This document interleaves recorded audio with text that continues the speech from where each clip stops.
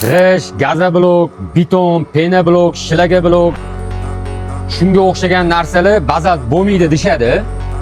Mana nimaga? Bu birinchidan havo o'tkazmaydi, orqasida kondensat hosil bo'ladi. Bu unaqa kondensat degan narsalardan qo'rqmaydi. Bu o'zidan havo o'tkazadi. Bu bazalt nafas oladi bemalol. Utepleniya materiali imoratni nimadan qurilganiga qarab tanlanadi deb o'ylaysizmi? Bu juda ham xato. Ko'pchilik klientlar aytadi, "Meni uyim 1,5 g'ish qurilgan, menga utepleniya kerak emas, uyim gazoblokdan, pena blokdan qurilgan" deydi. Lekin endi bu yerda bitta tushunish kerak bo'lgan masala bor.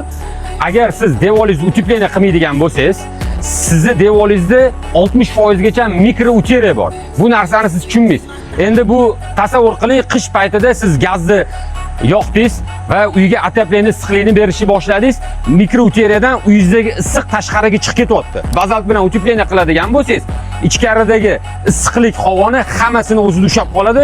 Xohlang, xohlamang siz otopleniyani pasaytirishga majbur bo'lasiz. Bu bilan aytmoqchi bo'lganim sizlarga, uyingiz gazoblokdan bo'ladimi, pena blokdan bo'ladimi, 4 g'ishdan bo'ladimi, обязательно utepleniya qilish kerak. Agar sizga professional utepleniya xizmati kerak bo'ladigan bo'lsa, albatta Teplomasterga murojaat qiling.